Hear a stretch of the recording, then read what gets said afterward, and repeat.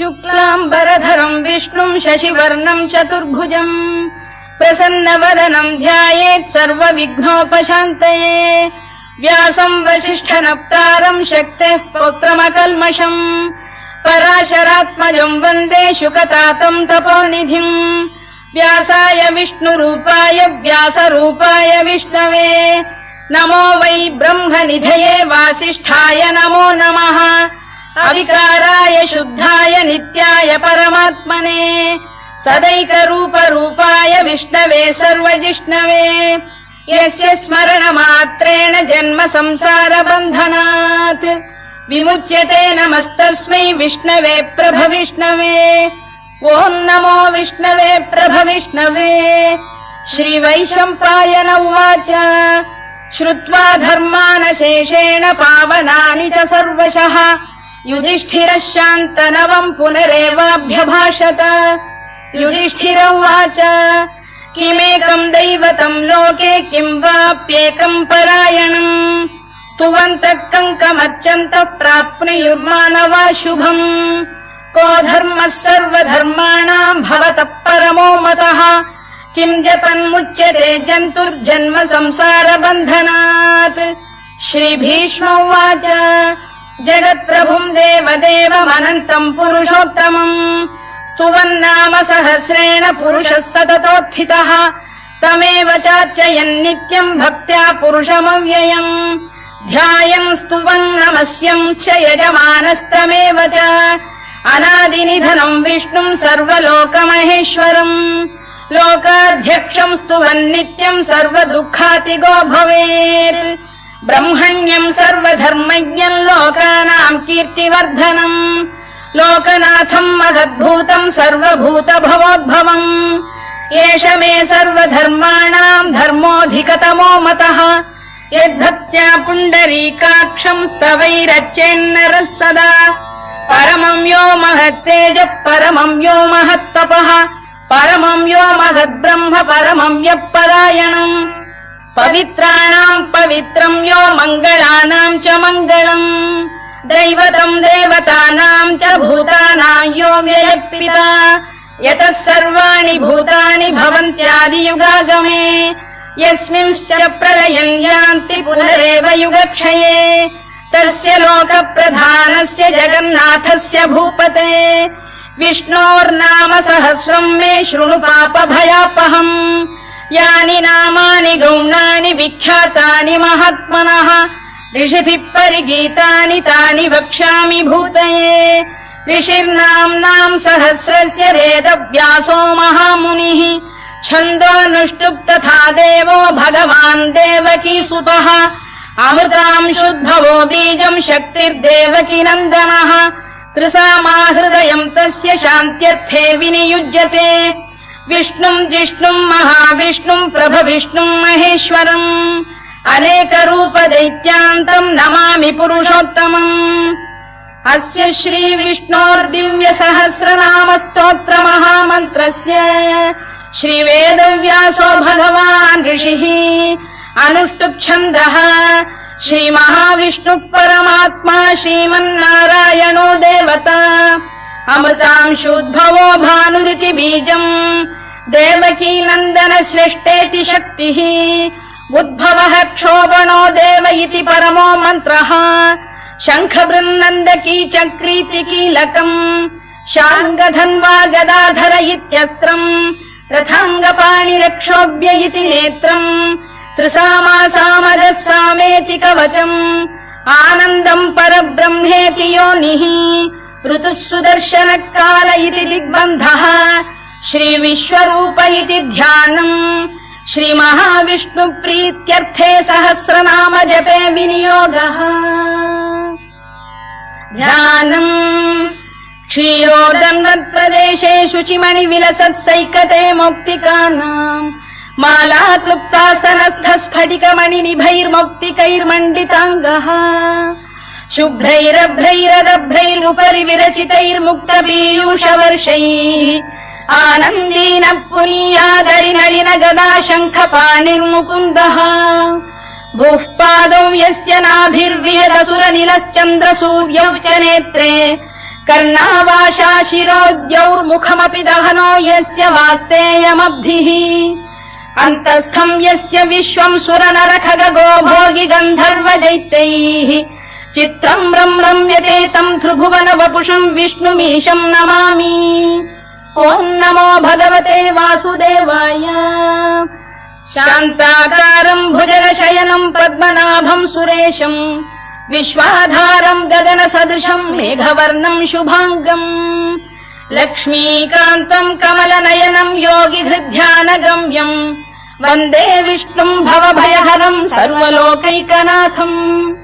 मेघश्यामम् पीतकौशेयवासम् श्रीवत्साङ्कम् कौस्तुभोद्भासिताङ्गम् पुण्योपेतम् पुण्डरीकायताक्षम् विष्णुम् वन्दे सर्वलोकैकनाथम्। नमः समस्तभूतानामादिभूताय भूभृते अनेकरूपरूपाय विष्णवे प्रभविष्णवे सशङ्खचक्रम् सकिरीटकुण्डलम् सपीतवस्त्रम् सरसीरुहेक्षणम् सहारवक्षस्थलशोभिकौस्तुभम् नमामि विष्णुम् शिरसा चतुर्भुजम्। छायायाम् पारिजातस्य हेमसिंहासनोपरि आसीनमम्बुदश्याममायताक्षमलङ्कृतम् चन्द्राननम् चतुर्बाहुम् श्रीवत्साङ्कितवक्षसम् रुक्मिणी सत्यभामाभ्याम् सहितम् कृष्णमाश्रये।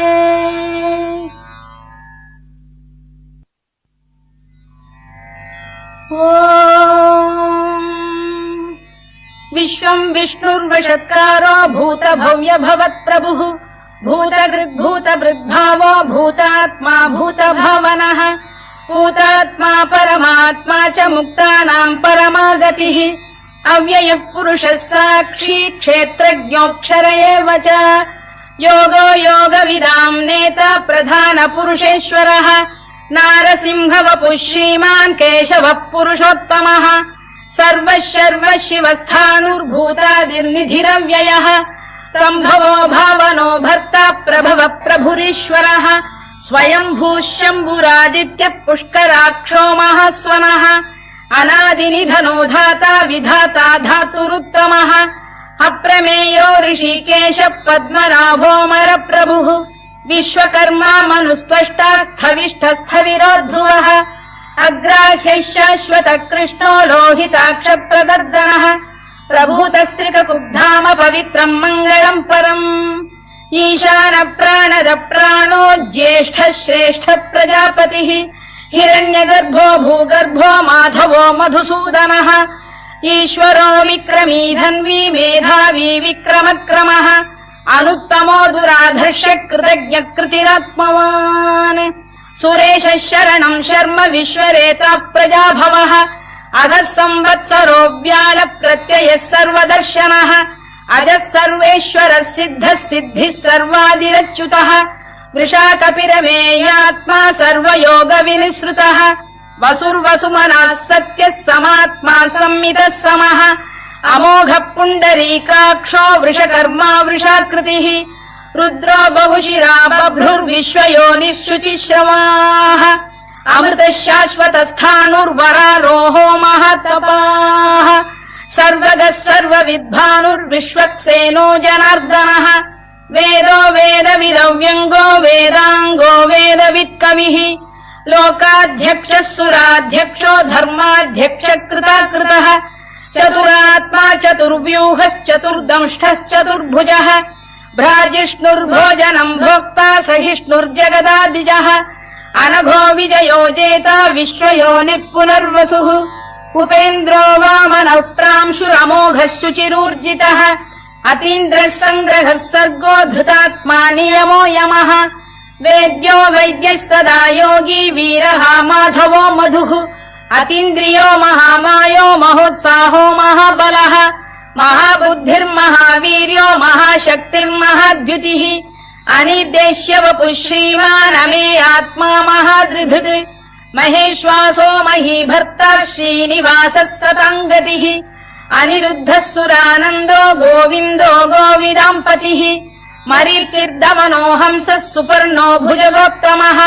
हिरण्यनाभः सुतपाः पद्मनाभ प्रजापतिः अमृत्युः सर्वदृक्सिंहः सन्धाता सन्धिमान् स्थिरः अजो दुर्मर्षणः शास्ता विश्रुतात्मा सुरारिः गुरुर्गुरुतमो धाम सत्यः सत्यपराक्रमः निमिषो निमिषस्रग्वी वाचस्पतिरुदारधीः अग्रणीर्ग्रामणी श्रीमान् न्यायो नेता समीरणः सहस्रमूर्धा विश्वात्मा सहस्राक्षः सहस्रपात् आवर्तनो निवृत्तात्मा संवृतः सम्प्रमर्दनः अधः संवर्तको वह्निरनिलो धरणीधरः सुप्रसाद प्रसन्नात्मा विश्वधृक् विश्वभुग् विभुः सत्कर्ता सत्कृतः साधुर्जन्धुर्नारायणो नरः असङ्ख्येयो प्रमेयात्मा विशिष्टः शिष्टकृच्छुचिः सिद्धार्थ सिद्ध सङ्कल्पः सिद्धिदः सिद्धिसाधनः वृषाही वृषभो विष्णुर्वृषपर्वा वृषोदरः वर्धनो वर्धमानश्च विविक्तः श्रुतिसागरः सुभुजो दुर्धरो वाग्मी महेन्द्रो वसुदो वसुः नैकरूपो बृहद्रूपः शिपिविष्टप्रकाशनः ओजस्तेजोद्युतिधरः प्रकाशात्मा प्रतापनः वृद्धः स्पष्टाक्षरो मन्त्रश्चन्द्रांशुर्भास्करद्युतिः अमृतांशुद्भवो भानुः शशबिन्दुः सुरेश्वरः औषधम् जगतः सेतुः सत्यधर्मपराक्रमः भूतभव्य भवन्नाथः पवनः पावनो नरः कामः कामकृत्कान्तः कामः कामप्रदः प्रभुः युगादिकृद्युगावर्तो नैकमायो महाशनः अदृश्यो व्यक्तरूपश्च सहस्रजिदनन्तजित् इष्टो विशिष्टः शिष्टेष्टः शिखण्डी नघुषो वृषः क्रोधः क्रोधकृत्कर्ता विश्वबाहुर्महीधरः अच्युत प्रथित प्राण प्राणदो वासवानुजः अपाम् निधिरधिष्ठानमप्रमत्त प्रतिष्ठितः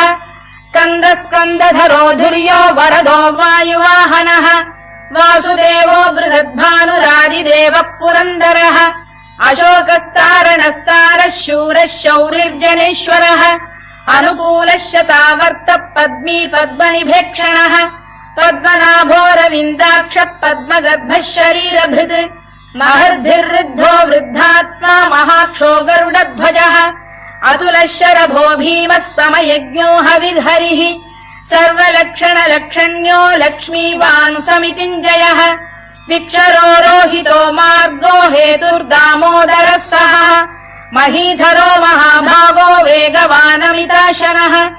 उद्भवः क्षोभणो देवः श्रीगर्भः परमेश्वरः करणम् कारणम् कर्ता विकर्ता गहनो गुहः व्यवसायो व्यवस्थानः संस्थानस्थानदो ध्रुवः परधिः परमस्पष्टः तुष्टः पुष्टः शुभेक्षणः रामो विरामो विरतो मार्गो नेयो नयोनयः वीरः शक्तिमताम् श्रेष्ठो धर्मो धर्मविदुत्तमः वैकुण्ठः पुरुष प्राण प्राणद प्रणव पृतुः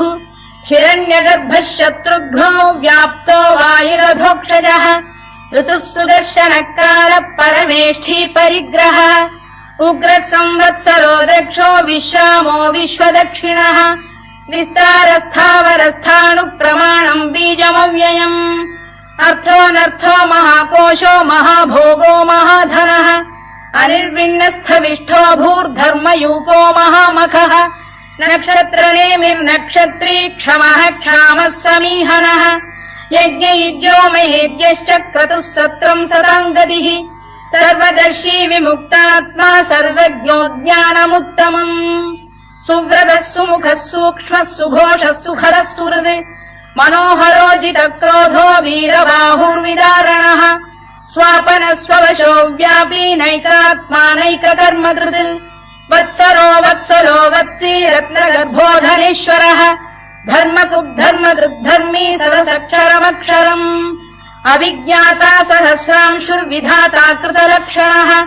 गभस्तिनेमिः सत्तः सिंहो भूतमहेश्वरः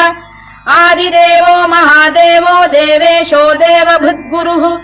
उत्तरो गोपतिर्गोप्ता ज्ञानगम्यः पुरातनः शरीरभूतभृद्भोक्ता कपीन्द्रो भूरि दक्षिणः सोमपोऽमृतपः सोमः पुरुजिः पुरुषत्तमः विनयो जयः सत्यसन्धो दाशार्हः सात्वताम् पतिः जीवो विनयिता साक्षी मुकुन्दोमित विक्रमः अम्भो निधिरनन्तात्मा महोदधिशयोऽन्तकः अजो महार्घ स्वाभाव्यो जिता मित्र प्रमोदनः आनन्दो नन्दनो नन्दः सत्यधर्मा त्रिविक्रमः महर्षि कपिलाचार्य कृतज्ञो मेदिनीपतिः त्रिपदस्त्रिदशाध्यक्षो महाशृङ्गकृतान्तकृत् महावराहो गोविन्दः सुषेण कनकाङ्गनी गुह्यो गभीरो गहनो गुप्तश्चक्रगदाधरः मेधास्वाङ्गो जितकृष्णो दृढः सङ्कर्षणोच्युतः वरुणो वारुणो वृक्षः पुष्कराक्षो महामनाः भगवान् भगहानन्दी वनमाली हलायुधः आदित्यो ज्योतिरादित्यः सहिष्णुर्गतिसत्तमः सुधन्वाखण्ड परशुर्दारुणो द्रविणप्रदः दिवस्पृक् सर्वदृग्व्यासो वाचस्पतिरयो निजः त्रिसामासामगः साम निर्वाणम् भेषजम् भिषत् सन्न्यासकृच्छमः शान्तो निष्ठा शान्तिपरायणम् शुभाङ्गः शान्तिदः स्रष्टा कुमुदः कुवलेशयः गोहितो गोपतिर्गोप्ता वृषभाक्षो वृषप्रियः अनिवर्ती निवृत्तात्मा संक्षेप्ता क्षेमकृच्छिवः श्रीवत्सवक्षः श्रीवासः श्रीपतिः श्रीमताम्बरः श्रीरः श्रीशः श्रीनिवासः श्रीनिधिः श्रीविभावनः श्रीधर श्रीकर श्रेयः श्रीमान् लोकत्रयाश्रयः स्वक्षः स्वङ्गः शतानन्दो नन्दिर्ज्योतिर्गणेश्वरः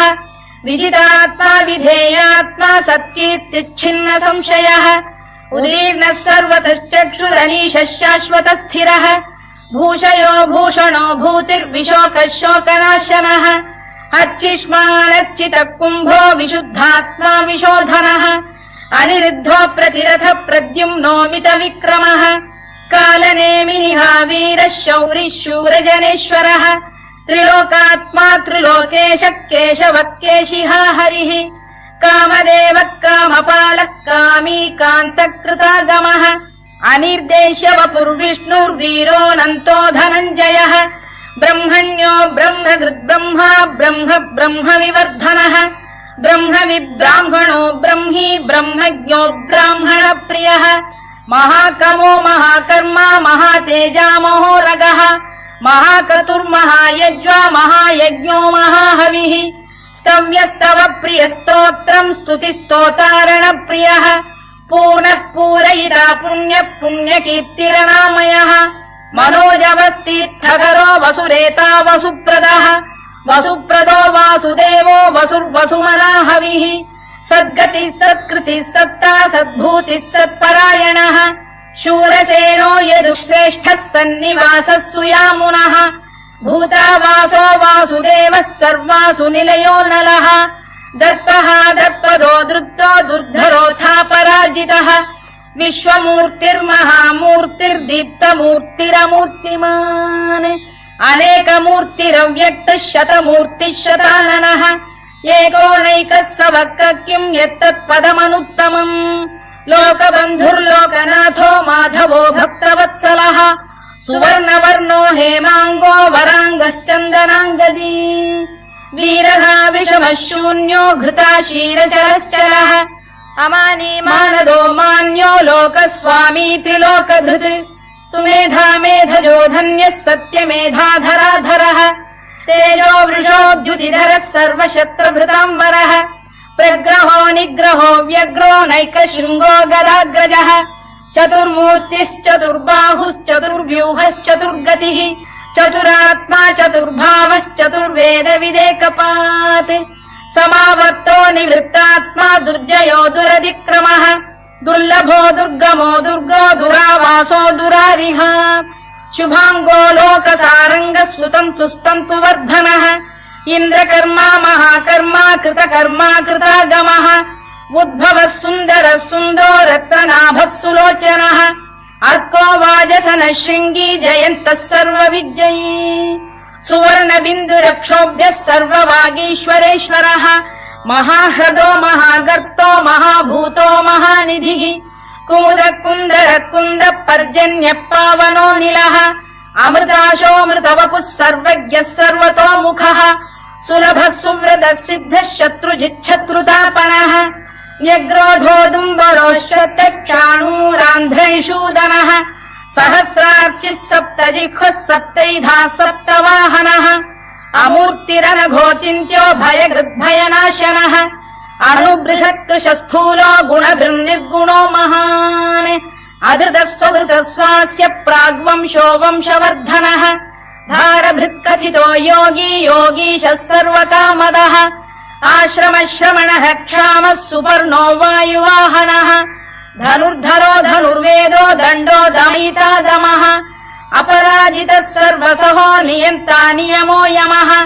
सत्त्ववान् सात्विकः सत्यः सत्यधर्मपरायणः अभिप्रायप्रियार्होः प्रियकृत्प्रीतिवर्धनः विहाय सगतिर्ज्योतिः सुरुचिर्कुतभुग्विभुः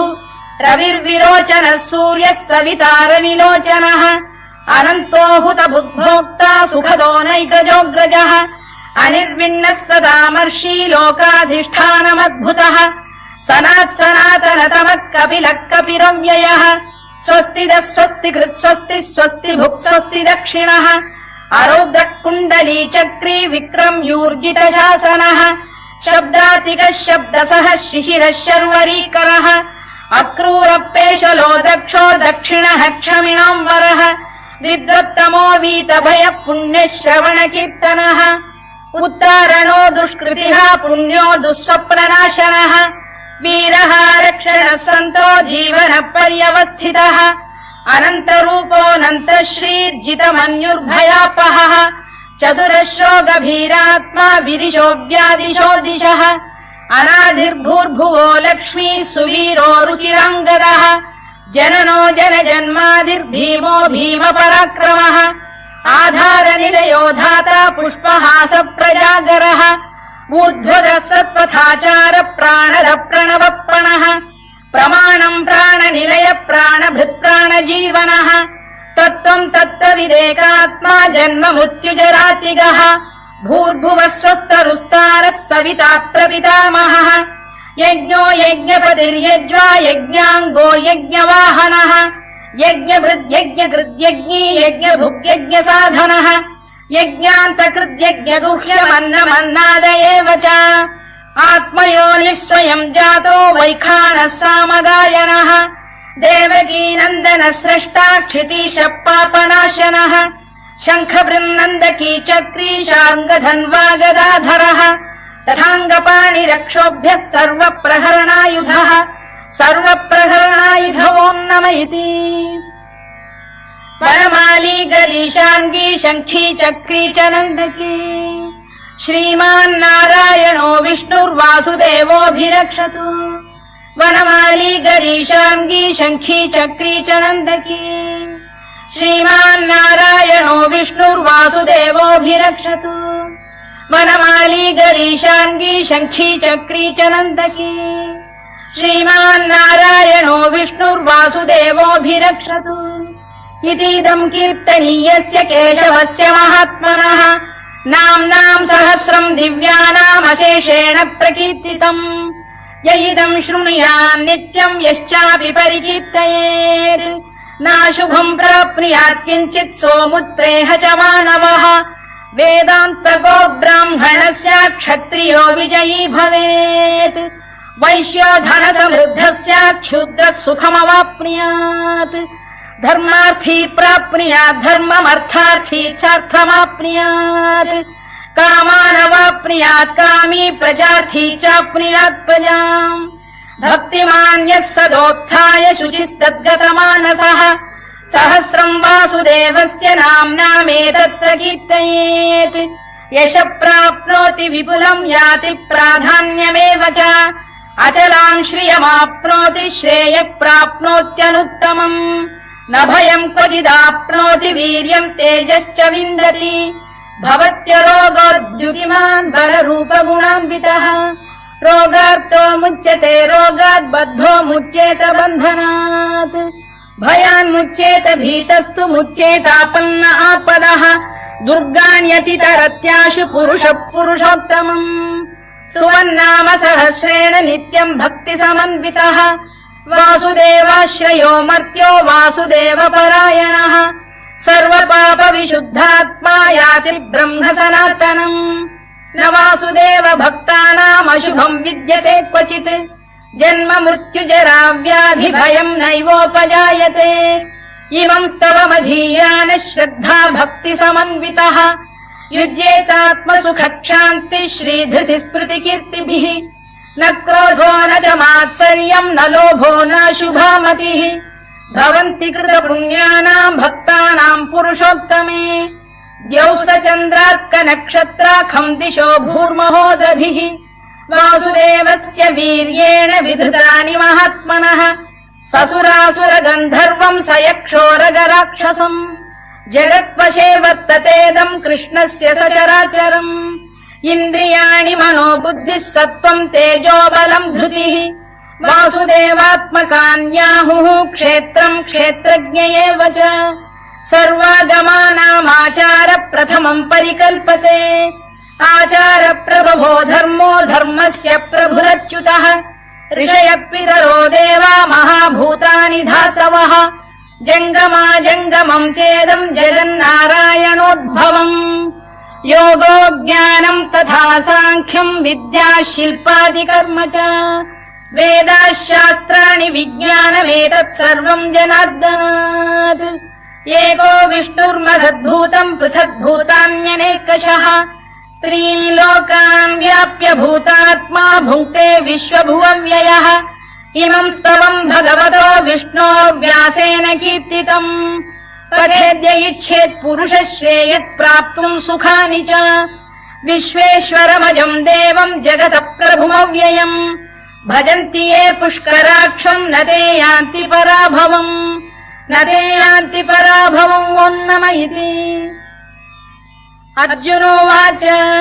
पद्मपत्र विशालाक्ष पद्मनाभसुरोत्तम भक्तानामनुरक्तानाम् त्राता भव जनार्दन श्रीभगवानुवाच यो माम् नाम सहस्रेण स्तोतुमिच्छति पाण्डव सोऽहमेकेन श्लोकेन स्तुत एव न संशयः स्तुत एव न संशयोन्नम इति व्यास उवाच वासनाद्वासुदेवस्य वासितम् भुवनत्रयम् सर्वभूतनिवासोऽसि वासुदेव नमोऽस्तु ते वासुदेव नमोऽस्तु ते ओन्नम इति पार्वत्युवाच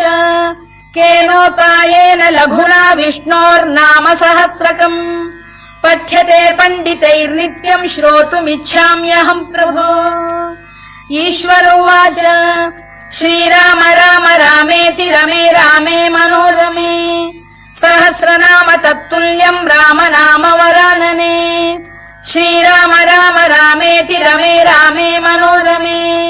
सहस्रनाम तत्तुल्यम् राम नाम वरानने श्रीराम राम रामेति रमे रामे मनोरमे सहस्रनाम तत्तुल्यम् राम नाम वरानने राम नाम वरानन ओन्नम इति ब्रह्मोवाच नमोऽस्त्वनन्ताय सहस्रमूर्तये सहस्रपादाक्षि शिरोरुबाहवे सहस्रनाम्ने पुरुषाय शाश्वते सहस्रकोटियुगधारिणे नमः सहस्रकोटियुगधारिणे नम ओन्नम इति सञ्जय उवाच यत्र योगेश्वर कृष्णो यत्र पार्थो धनुर्धरः तत्र श्रीविजयो भूतिर्ध्रुवा नीतिर्मतिर्मम श्रीभगवानुवाच अनन्याश्चिन्तयन्तो मां ये जनाः पर्युपासते तेषाम् नित्याभियुक्तानां योगक्षेमम् वहाम्यहम् परित्राणाय साधूनाम् विनाशाय च दुष्कृताम् धर्म संस्थापनार्थाय सम्भवामि युगे युगे आर्ता विषण्णाः शिथिलाश्च भीता घोरेषु च व्याधिषु वर्तमानाः संकीर्त्य नारायण शब्दमात्रम् विमुक्त दुःखाः सुखिनो भवन्तु कायेन वाचा मनसेन्द्रियैर्वा बुद्ध्यात्मना वा प्रकृते स्वभावात् करोमि यद्यत् सकलम् परस्मै नारायणायेति समर्पयामि।